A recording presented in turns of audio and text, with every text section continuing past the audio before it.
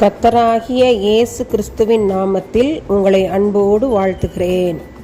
இன்று ஆண்டவர் நமக்கு தரும் அற்புத வார்த்தை 2 சாமுவேல் 22:7. கர்த்தரை நோக்கி கூப்பிட்டு என் தேவனை நோக்கி அபயமிட்டேன். தமது ஆலயத்திலிருந்து என் சத்தத்தை கேட்டார்.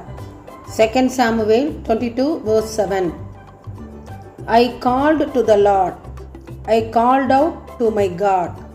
From his temple he heard my voice. அன்பான சகோதர சகோதரிகளே, துக்கமான கண்ணீர் வரும் சூழ்நிலையில் கர்த்தருடைய ஆலயத்தை நோக்கி சென்று ஜெபிக்கும் பழக்கம் உங்களுக்கு உண்டா?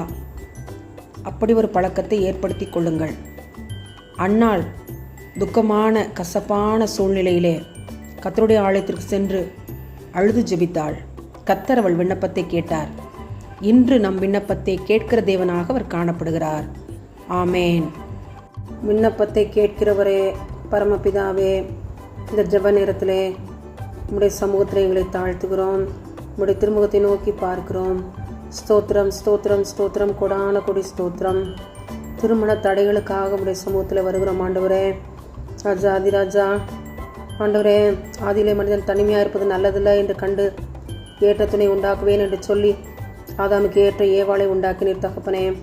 தேவனாகிய கர்த்தர் திருமணத்துக்காக காத்திருக்கிற அன்பு பிள்ளைகளுக்காக பாரத்தோடு ஜெபிக்கிறோம் ஐயா. ஆண்டவரே, மணமகனுக்கு ஏற்ற மணமகளையும் மணமகளுக்கு ஏற்ற மணமகனையும் வெகு சீக்கிரம் நீர் பிள்ளைகளுக்கு காண்பித்து கொடுக்க வேணுமாய் நாங்கள் ஜெபிக்கிறோம். இப்படி வல்லமையுள்ள கருத்துக்குள்ளாய் திருமணத்துக்காக காத்திருக்கிற பிள்ளைகளை ஒப்பு கொடுத்து ஜெபிக்கிறோம். அவர்களை நீர் பொறுப்படுத்திக் கொள்ளும். தடைகள் யாவும் மகளட்டும். பிசாசுடைய பிலிசுனிய கட்டுகளுடைய போராட்டங்கள் யாவும் முடிவுக்கு வர வேண்டுமாய் நாங்கள் ஜெபிக்கிறோம். முன்னோருடைய பெற்றோருடைய பாவங்கள் பிள்ளைகளை தொடராதபடி தேவனுடைய கிருபையாய் பிள்ளைகளை பாதுகாத்து வழி நடத்தும். திருமண தடைகள் அகன்று பிள்ளைகள் திருமண வாழ்வில் இணைக்கப்பட கிருபை கொடுங்க. உடைய நாமத்தை மிகைப்படுத்த கிருபை செய்யுங்க. இயேசுவின் மூலம் பிதாவே. ஆமேன் ஆமேன்.